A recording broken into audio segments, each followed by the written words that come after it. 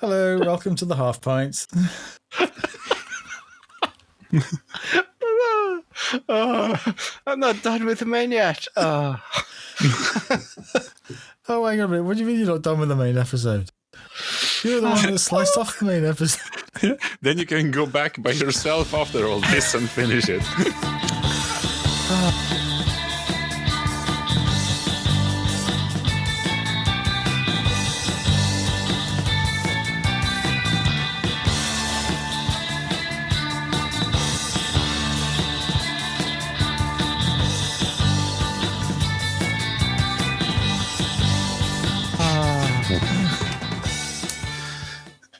Yeah, I don't know if it's daddy issues, but I mean, lately I've found myself falling down a YouTube hole of old machine repair.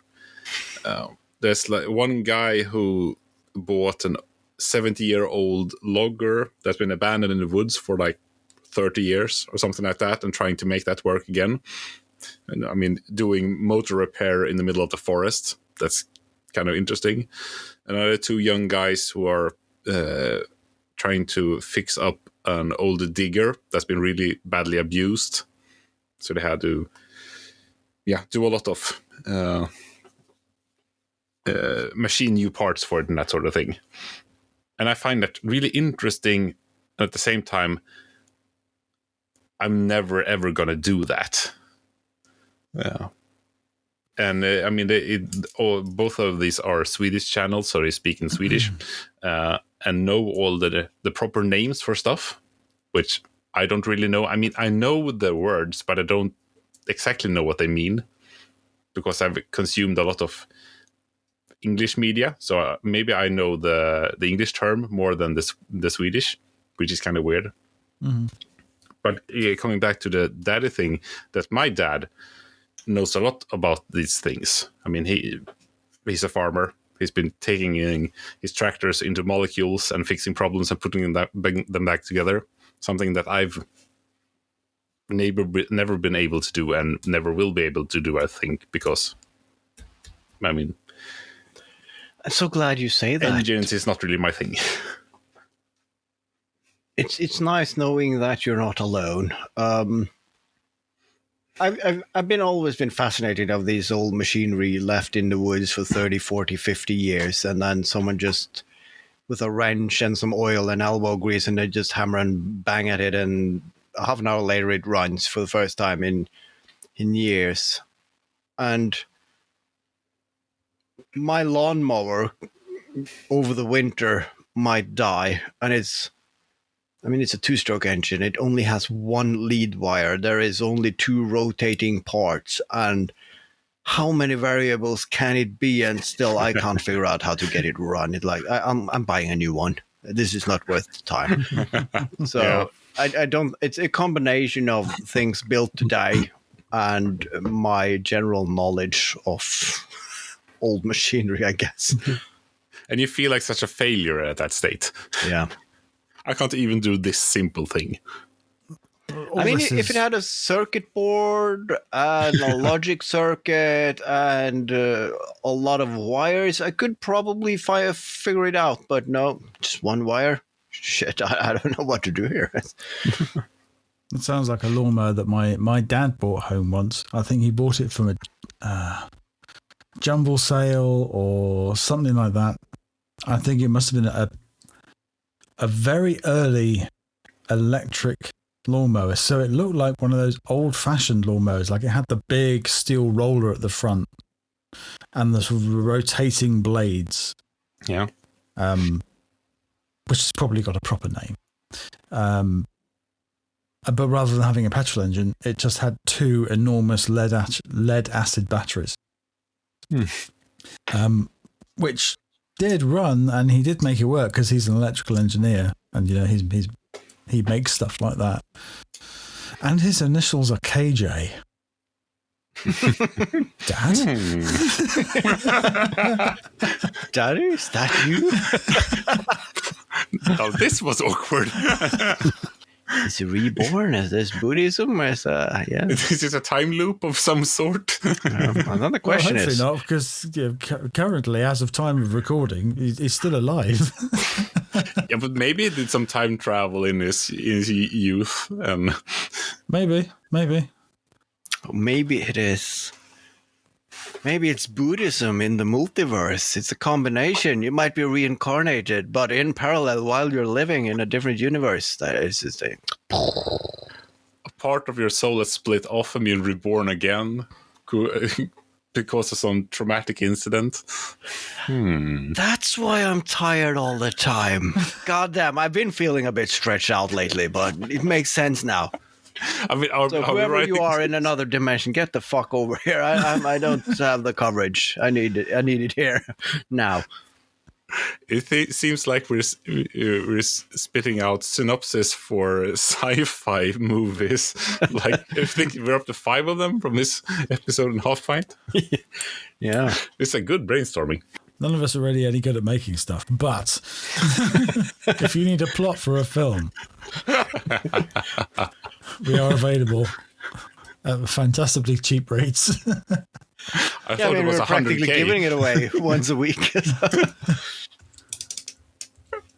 I'm going to see if I can find this lawnmower. Batteries was always a problem back in the days. Yeah. I kind of wonder what it was that made them so compact and easy nowadays. What was the technological... Because I missed that technological jump. All of a sudden, just lithium batteries and that sort of thing was a thing. And I didn't really realize where they came from. I saw a documentary about the lithium part where the scientists that discovered it and figured out how to use it, it could be used as a battery. And then they brought the materials over to the United States because there was a small company making batteries for others. Because the chemists that figure out how to make the material didn't have the facilities to make it into a battery. So they brought it over just like in suitcases and hope it went through customs without any questions. And then they delivered it to this company who made it into batteries, and they did not know what the matter was. It's just like, yeah, we have the machinery, just put it in and we make a battery. And that was the birth of lithium-ion batteries, and that changed a lot of things. And I tossed away a lot of cool stuff because the batteries were crap. I had a Makita drill with some, I think the drill head was angled, and I mean you could change the angle on it, and the battery was extremely long, like 2 sausages like taped together. And of course they ran out of juice in a half a second and took 8 hours to charge. But it's a real cool unit. So if I had that today, you could easily swap out the internals for a lithium-ion battery because the standard cell would fit there beautifully. And then you would have a cool retro drill, but with a modern battery. That would be awesome. The very long-lasting sausage.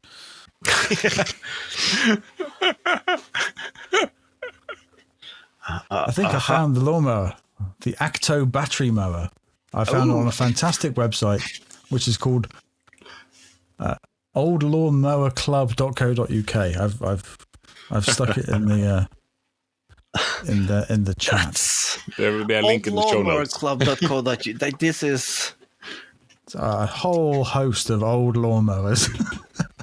This is something to peruse when you're bored. This is such the most middle-aged man website I've ever come across. Lawnmower history, mower profiles, lawnmower museums, videos, books. But you know what? Wow. When I open this webpage, I instantly know I don't need to fact check anything here. What I read here is gospel. I know this is for sure true. There is no point in double checking anything here. So if this has the answer of anything I'm wondering about, then I don't need to look no further. This website has been authored entirely by someone called Nigel, who has very, very straight line creases in his trousers. I do love the headings of collect, preserve, display. Things you can do with an old lawnmower. Oh, there's a forum as well. Wow. Club Even more history. Nigels in one place. Wait. I went to about the club. Of course, club history. Membership benefits. Joining, facts, publications, data policy, club news. But membership benefits? I'm checking it out. All right, you get a quarterly grass box newsletter. Nice. Membership directory, information sheets, restoration advice, machinery identification and dating assistance. I never thought you would get dating assistance on the old Lawnmower Club. But, I mean, I guess. I think it's a different kind of dating, but yeah, sure. Callcast seeks Flymo. I'm not sure, though. I would think so as well. But then I read the next line. Informal contact with collectors and enthusiasts. It's borderlining for sure. Exclusive publications. Only Mo. Special souvenirs and regalia. Yeah, it's. So when do we sign up Glenn for this? Do they have gift cards? We can give him a 1-year subscription gift card. That would be Look at this. Third-party liability insurance. Amazing. on request only. On request only. Required for attending most events. Wow. Yeah. But I The mean, thing of yeah. never wanting to be a club that would have you as a member. And then, of course, when you click the joining part, it's living in the UK or living outside of the UK. So I'm living outside of the UK. Membership fees, £12. That's affordable. And it includes a number of benefits. Oh, we're back to that list. Okay, so yeah.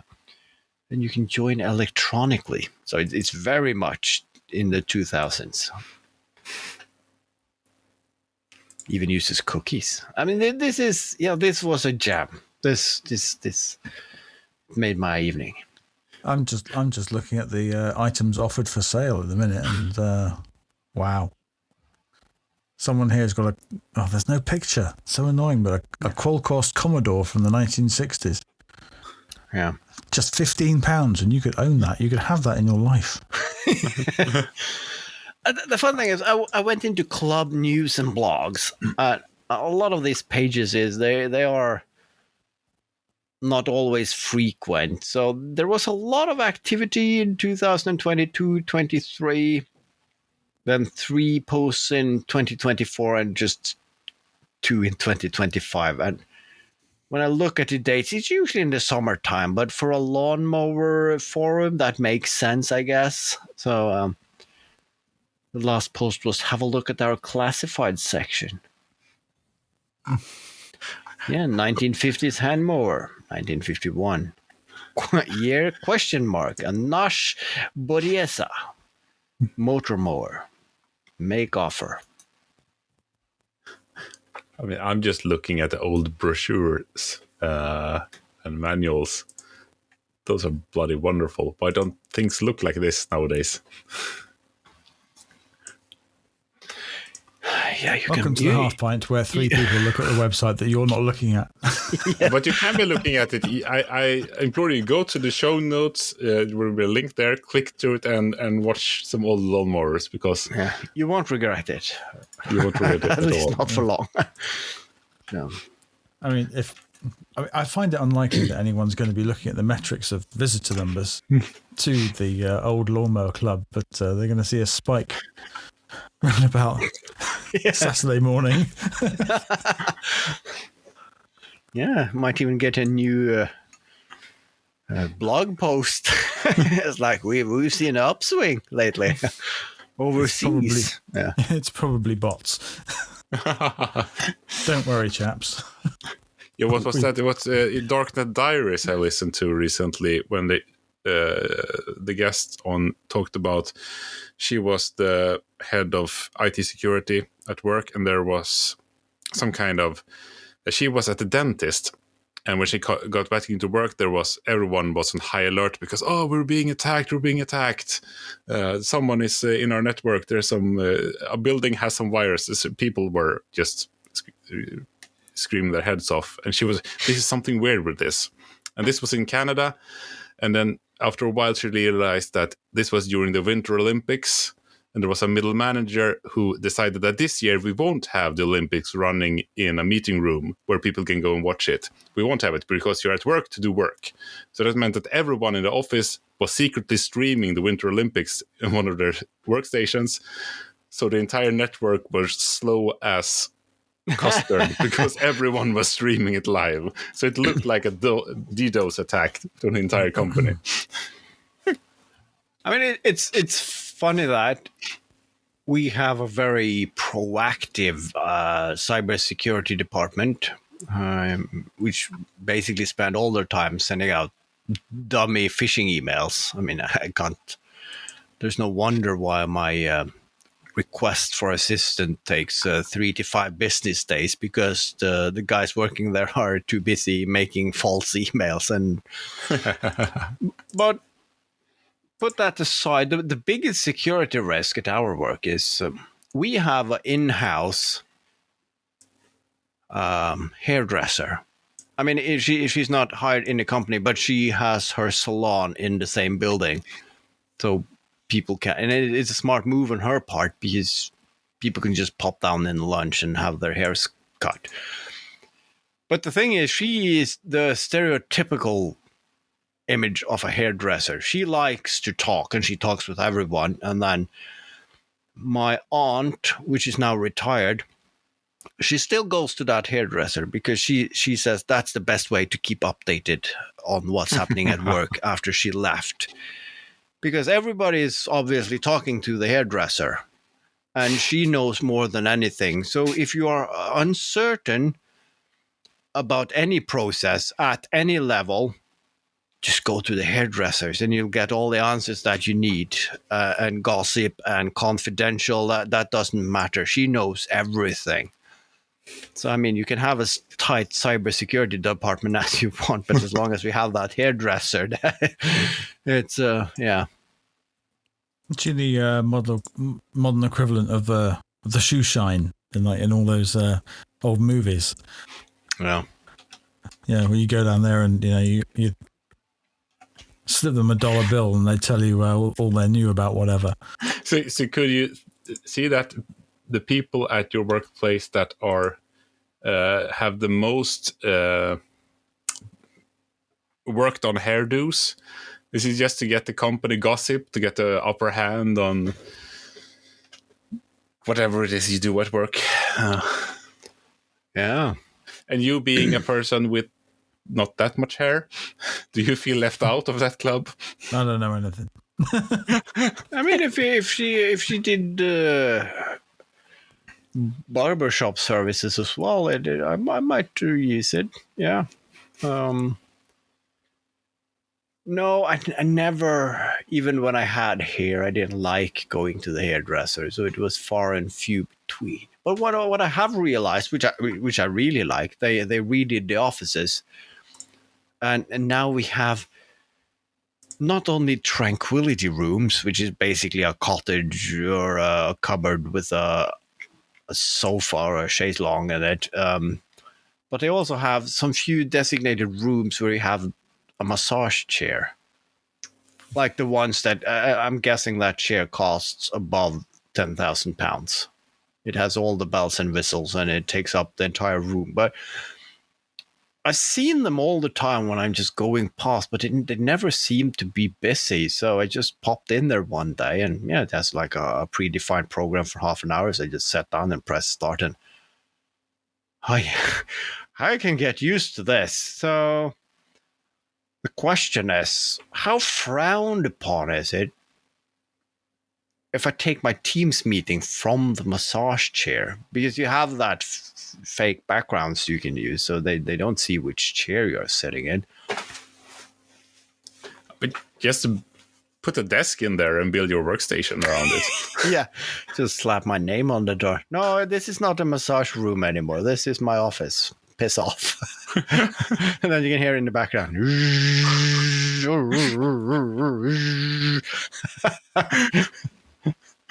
And you need the 2 chairs in there as well, because you can only run it for 4 hours continuously. Then you have to change chairs so you don't burn out the motors.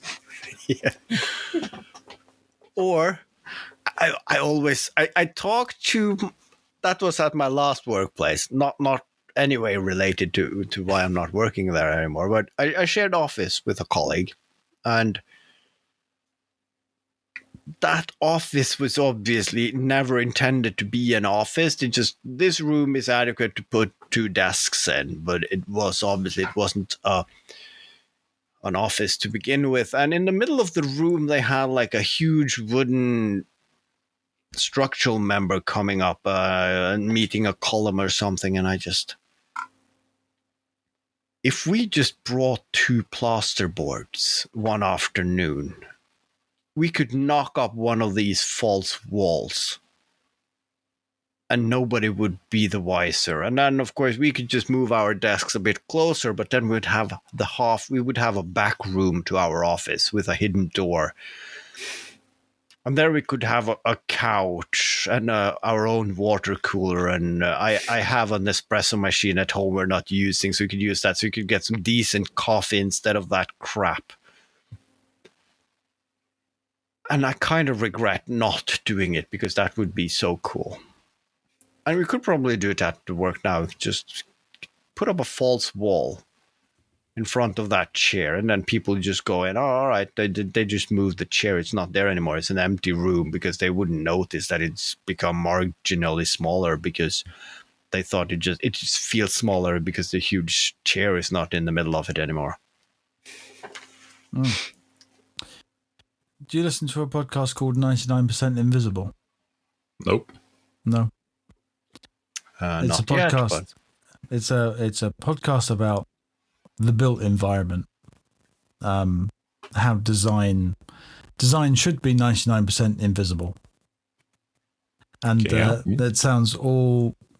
What you're saying there sounds like an episode I listened to this year. I'll find it and link it in the chat, about this group of kids who noticed that when a great big shopping mall was being built, there was this sort of dead space in the center of it. I've heard this episode, yeah. Yeah. And they basically moved in and turned this dead space between shops into a whole apartment, and they just snuck stuff in. And they lived there for quite a while, actually, I think, before they got found out. Yeah, they had a kitchen, and they had a living room, and they had a PlayStation, and they're all just living there rent-free. That sounds bloody amazing. Yeah, and I think they caused a bit of a ruckus when they found out, but then someone at some point a bit up in the system figured out, well, they didn't break anything, and the room was just there, so they didn't follow up on it. It was just... No, they didn't. Yeah, they didn't break in. They didn't break out either, because they had to be in before the place closed. Yeah, and they were in for the night. But no, technically nothing illegal happened. Bit of trespass, but yeah. Well, I don't know. Actually, it depends. Minor details, yeah. I mean, I can't speak for America, but in England, trespass isn't illegal, I don't think. I mean, it's a minor offense at best. I would call it free security. I mean, if something happened, then we have witnesses. These 3 guys have been living here for the last half year. That kind of depends on what they're doing there. Most people who build secret rooms do something that might not be legal inside those rooms. Yeah. But I always wanted to build one myself. And I kind of plan of doing it when the room that is now the Lego room, which is a small, like a walk-in closet in the attic, where the roof is sloped so far that you can't barely stand up in there. So when the Lego room isn't really in use anymore, or when the kids get a bit older, I was thinking of making some kind of Narnia cupboard or so that you have to go through to get into that room to have a secret room, because I it had would be that. fun to have it. I had that at our cabin because we built it ourselves, or my parents did, and there was this dead space between two walls that they were intended to be a cupboard. But before they put the door in, they realized that they could make a secret door from my bedroom and into that. So I was a young kid at the time, so they're like, yeah, let's just make him a secret door. So I just, in the foot part of the bed, because it was a bunk bed, you could just push the wall and it would just slide in. And then you had like a 1.5 square meter room behind there. And it was so cool when we built it, and I was totally invested, and like, finally it was finished. I had my own secret room, pushed it open, went in, sat down, and looked around in complete darkness, and then, now what? And then that was it. And then 2 weeks later, it was a cupboard. the notion of it was very tantalizing, but once I was sitting there, no. And of course, it's too small. I still want it today, but I want a huge bookshelf where you pull a specific book and it opens, and then you have a library or something, or a home office in the back that I could see the use of. But yeah, it needs to be more than 1.5 square meters. Oh, it's not Narnia, is it? Going to your office. No, it should be the workshop, really. Yeah. I mean, you talked about you should have a door to your workshop from inside the house. Yeah. That should be behind a bookcase. Yeah, it should. And that is actually doable. And since my wife is a bookie, that is also something I think I could get acceptance for doing as well. I just need to build a garage first, so it's a bit down the line. Well, build a garage, or referencing last week of building your underground layer. So clearly, you must have a bust of yourself that you flip up and press the button. Oh yes, Yeah. And then the bookcase opens, and then you go down the spiral staircase. Yeah, down the fireman pole, of course. I you turn into Super Haavard.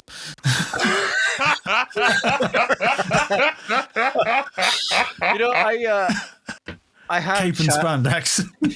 I have chatted with the guy. He's not far from me. The guy who makes the scaling bananas. He's doing some casting as a spare time.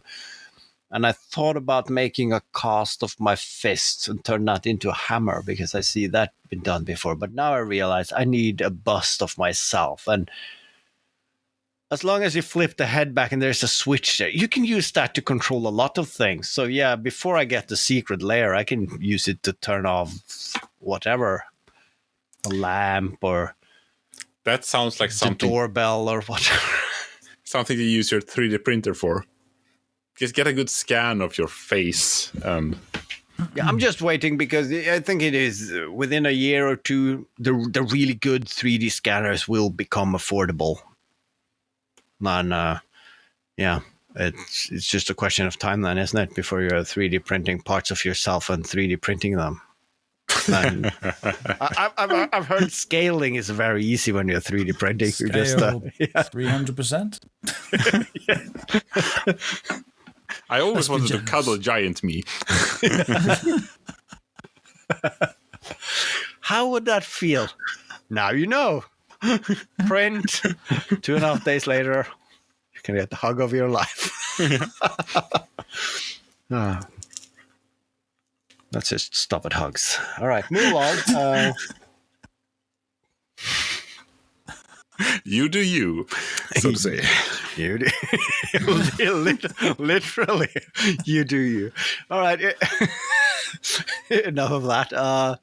Speaking of new parts, I am very excited this week. I've taken an executive decision depending on, or no, despite or doesn't care if the bellows doesn't work on the hellcore, it's going in the box and it's going away. Not away, but out of mind, out of sight, all of that. I have decided now that my winter project is going to be the radio. The workshop radio is going to be my next big project. So I'm spending my time, not between meetings at the office, obviously, looking at parts that I need to stuff inside said radio to define how big does it need to be on the outside. So that's Nice. a fun project. Really looking forward to that. So are you going for something small and compact, or are we sort of talking about Grateful Dead Wall of Sound? I mean, it would be nice to make it comically big. It would sure make it easier. Now, I want it relatively small and compact, but of course I realize that I want the LCD screen. And to keep the knobs to a minimum, I'm going to get the one with the touch screen because that is going to be practical, I think. And I need an amplifier module and I need a power supply. And that needs to fit in there as well. And you need some proper knobs as well. Yeah, I'm going to have some proper knobs, but that's going to be the on and off switch and the volume and the bass, treble and whatnot. So you get these small preamp boards where the pot meters are on separate wires, so you can place them basically where you want. It makes drilling the holes and mounting them easier. And then to run the screen at some point, I need a small computer. And as hard as it is to admit, I think it's going to be Windows-based because it's easier to change the background and just have the apps available, and you can put them in the startup directory. So once you press the on button, it just boots up and it starts up the radio software. Could you use like what? Just kidding. I was thinking, could you use like a car stereo with Android Auto? I've been looking into that as well. Getting big touch screen. Yeah, it's it basically is a not radio with a touch screen. I think. I don't know. Yes, and they also have the ones. They don't have the integrated amplifier, but you have the.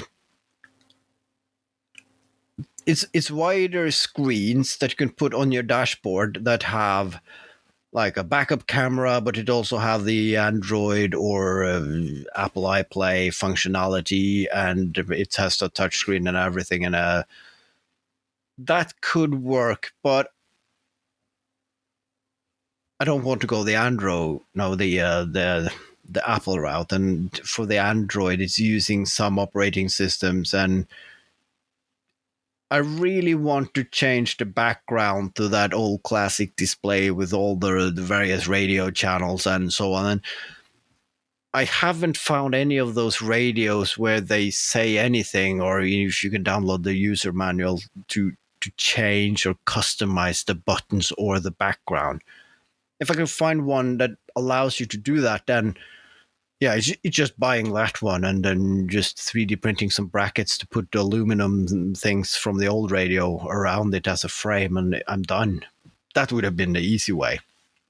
But I mean, it's what you need in the dark, cold, wet winter of Scandinavia. You need a project that frustrates you and keep your mind off the winter depression. So yeah.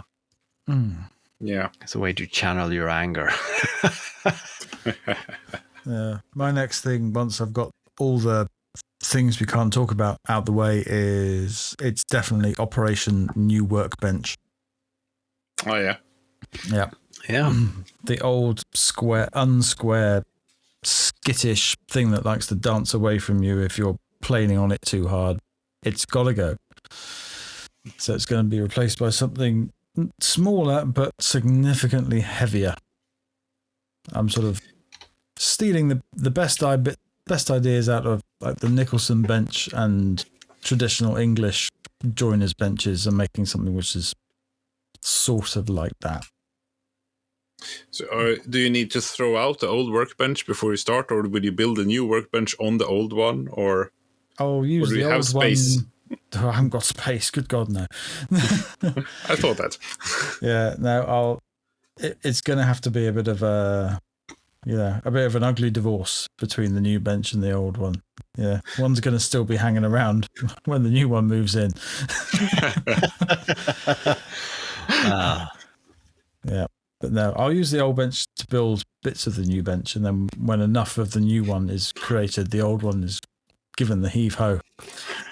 Thankfully, you have outlived your usefulness. Well, it's a good thing that you're not anthropomorphizing them too much. No. The Disney workbench that looks at you with big round eyes. But you loved me. Once, perhaps, but not anymore. Yeah. Did he though? Did he? Did I though, or were you just convenient? Oh. Now I feel so much for your old workbench. My old workbench spent the first 40 years of its life being abused by science students in a school. So you mean that your workshop was a step up in there? Absolutely. Well, the decades of chewing gum stuck underneath it, they all got scraped off. Yeah, and all the graffiti got sanded out. Fresh coat of varnish.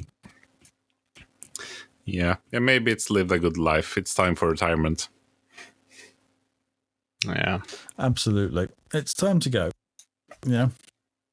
I'm really looking forward to following along on that project. I think we talked about that last episode as well, and I've been looking into changing out the top plate of my workbench as well, and then maybe drilling some more perpendicular dog holes for the vise and whatnot.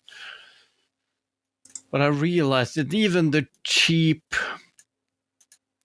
workbench plates that I found at the hardware store they're not reasonably priced anymore, sad to say. So yeah, I might live with the one I have for at least a couple of years until it gets even more expensive and then I have to buy it. So any winter plans for you? Yeah, a lot of them. So I have to decide on what to do. Nice and ambiguous. Yes, no, maybe, perhaps. Yeah, I have. Yeah, it's gonna be some fabric projects because I have had the ideas for a long time and I have bought plenty of the supplies, so I should actually just make use of it. You should. So yeah, and some sewing. That's good for the winter times, I feel. But I hope there's still some weekends left with reasonable outside weather to do some grinding and that sort of thing, so I can finish up other things I've started. Yeah. And the answer to that is no. Yeah. I don't know. Well, I can't speak for anywhere other than here, but it's starting to turn now. But, I mean, it's still... I mean, at the weekend, it was raining quite a lot, but it was still sort of 15 degrees. It's not cold. It's just wet. Yeah.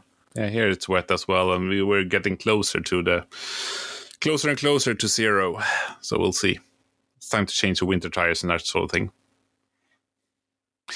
And I am actively forgetting that I need to fix my dust collection as well. So I remember it from time to time. Oh yeah, I have to do that. Yeah, that was one of the reasons why I need to clear out the workshop so I actually have space to do it. So that might be a winter project as well. Just disassembling and trying to make it work. Fun times. That's the problem. I realized that all the outdoor projects are now coming to a screeching halt, and I have a full sheet of OSB, which was the backdrop of the presentation wall at Skaperfestivalen. And I took it off and I chopped up all the foundation parts for firewood, but that OSB plate, I'm not tossing that away. I mean, it's a full sheet of OSB, but I don't have a plan for it. And having a full sheet propped up against the wall in my workshop, I'm moving it every day to get the shit behind it, and it's always in the way. But yeah, it's cost me £20. I'm not throwing it away. Probably I'm gonna be moving that back and forth twice a day for the entire winter until summer, and then I might find something to use it for. Mm. I've got a full sheet of ply in my garage, which really has. I don't have the space to have it in there, but it was free. Heartbeat free. Yeah, it's like, you're not throwing that away, are you? Yeah. No, you're not. That's coming home with me. But yes. But I'm loath to cut it up because, just as soon as you cut it up, the next time you need it, you're going to need that piece that you've cut, but just, 20 centimeters longer. Yeah. Or, I mean, all the Christmas gifts this year could be plywood coasters. I mean, just get a hole saw, just make a lot of round bits, and I've seen you've been doing some lasering, and as long as you're lasering something on it, people are like, ooh, it's a custom-made coaster. That's a bit fancy. Yeah. It's amazing what some burning can do. Yeah, exactly. Go on further. Just burn everything. Set fire to the lot. Not your problem anymore. Why don't you just laser a small portion, burn it all? Yeah. I have a section of my wall which is basically wood storage, and any significant cutoffs I keep under the CNC, but what is kept on the wall, I think the last time I used any of it was I pulled something down just to mix some paint, an old can of paint, and of course it is difficult, but I should actually just burn it. I have the wood-fired stove outside the workshop now because I burned some leftovers last week. I should just crack a beer and burn stuff. I'm probably not gonna. No, I am gonna regret it. But once it's done, right? It's not something you can do, is it? Can't put it back together. No, and then you have space to get new stuff, so then you can, like, with newfound vigor, go to an online marketplace, actually knowing that if I find something, I get room for it. Was that the final words? I think so. Sounds like it. Yeah. Go make room, burn something, buy new stuff. Good night. Is that the live, love, laugh of Haavard? Yeah. It's the live, love, laugh of the maker community. Burn, browse, buy.